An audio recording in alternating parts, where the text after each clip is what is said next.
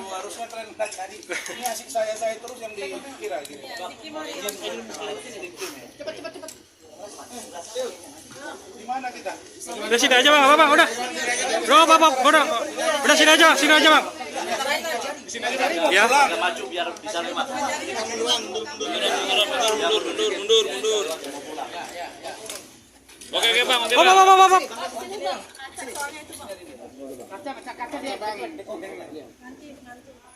Ayo, Rahmat.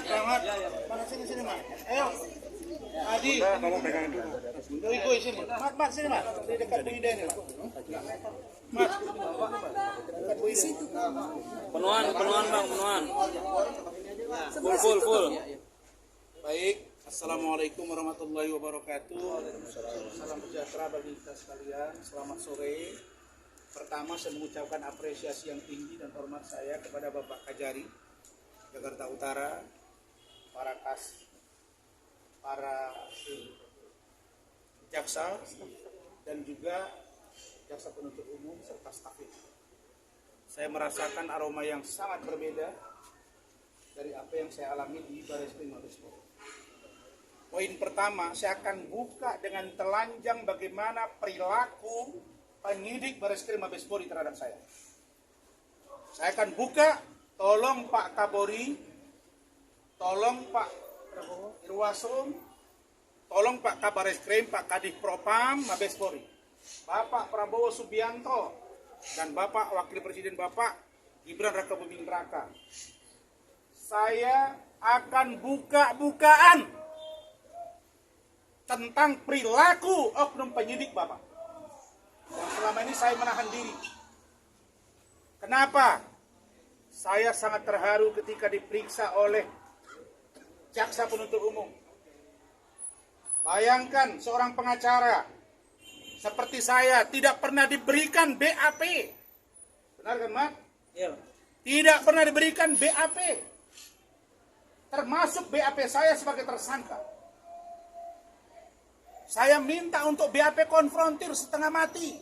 Itu pun diserahkan tanpa ada paraf dan tanda tangan saya. Ada apa ini? Ingat, kalian penyidik. Saya akan kejar kalian.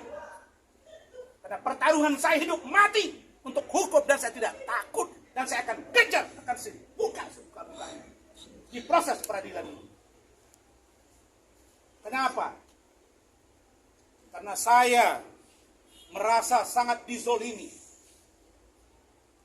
Bayangkan, saya meminta dihadirkan saksi yang meringankan, tidak pernah diperiksa. Naik sidik juga tidak diperiksa yang meringankan. Setelah gelar perkara khusus yang kami ajukan lewat pimpinan kami dari Pradi Bersatu, Pak Lecumanan, Pak Boy Kanu, Pak Ade Dermawan, Pak Tobi dan teman-teman yang lain, bersama Bu Ida dan Rahmat dan kawan-kawan yang lain. Barulah ada pemeriksaan saksi ahli dari saya. Baru diperiksai semuanya. Ternyata barang buktinya banyak yang diduga tidak sesuai. Sekarang begitu banyak yang disuguhkan ke saya yang disangkakan. Di awal sekarang menjadi hanya pada poin 27 ayat 3, junto 310, 311 dan junto pasal 55 ayat 1 ke 1, sedangkan pasal 64. Ada apa ini? Bisa dianggap saya turut serta atau bersama-sama. Kepentingan apa saya untuk membuat iklim hakim masuk TV? Urusan apa iklim hakim memberikan chattingan WA yang diduga mesum dari Hotman Paris kepada saya? Jadi di dalam pikiran saya, yang membuat masalah ini adalah ada dugaan dua orang. Yang satu mengaku ketika melapor ke saya dan buat preskon, tidak mengenal dia sebagai aslinya. Mengatakan cemburu, anak mangga besar, punya anak janda satu ditinggalkan di rumah tetangga. Tapi belakangan mengaku mereka pacaran. Yang satu lagi mengaku kepada saya bahwa dia mengatakan dia dilecehkan. Lalu kemudian belakangan bilang tidak ada pelecehan, tidak ada tanda tangan. Ada saksi yang menyatakan itu. Ada Kementerian PPA yang sudah diperiksa. Pak, saya tidak mau berpolemik di kepolisian. Saya tidak mau ribut di kepolisian. Karena di dalam polisi pun banyak orang baik. Laporan terhadap saya, dugaan ijazah palsu, selesai. Laporan dan dugaan pencemaran nama baik, maaf. Dalam urusan penipuan penggelapan sudah selesai. Yang satu ini, Pak Kapolri, Pak Presiden, Pak Wakil Presiden, Pak Propam, Cybercrime Mabes Polri yang dipimpin oleh saudari inisial JH, tolong dievaluasi dan dikoreksi. Kenapa? Kementerian PPA sudah datang memberikan kesaksian, menyatakan bahwa Iklim Hakim mengaku ini. Diabaikan. Gusti Gunawan Daule direkam, ditelepon, dipengaruhi, disajikan, juga diabaikan. Dibilang tanda tangan tidak identik, saksi lengkap. Ada apa ini?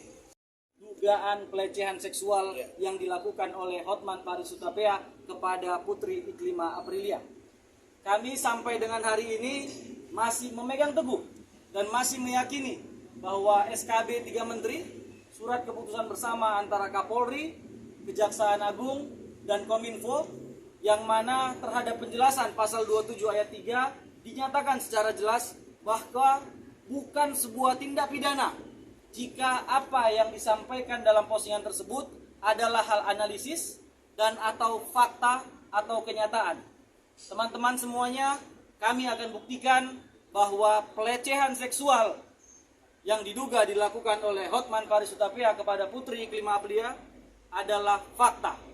Dan ini teman-teman nanti yang akan melihat, selain di persidangan, ini akan diterangkan oleh ahli bahasa yang nanti akan kami sampaikan bahwa perbuatan itu adalah perbuatan pelecehan seksual. Dan kami juga nanti akan menghadirkan saksi, yaitu saksi Adecart dari Kementerian PPPA, yang mana Kementerian PPPA ini telah menerima langsung dan mendengarkan pelecehan-pelecehan yang bagaimana yang dilakukan oleh Hotman Paris Hutapea kepada Putri Iklima Aprilia.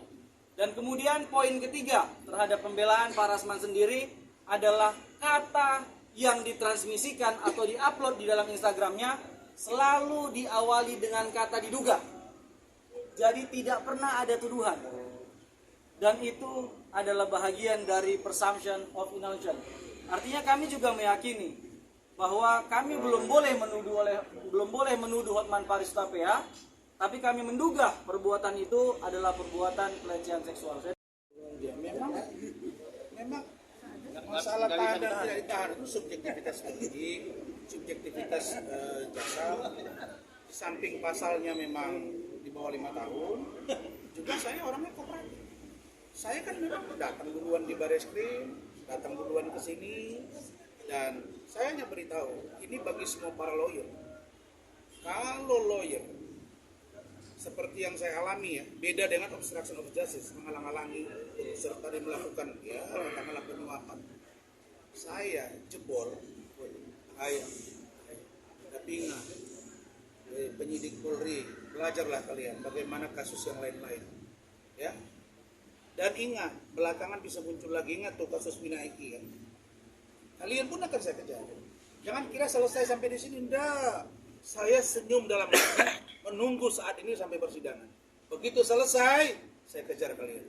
Dan si yang berurusan dengan Iklim Hakim ini itu tidak terbukti, itu juga akan saya kejar. Ketahanan kota nggak ada.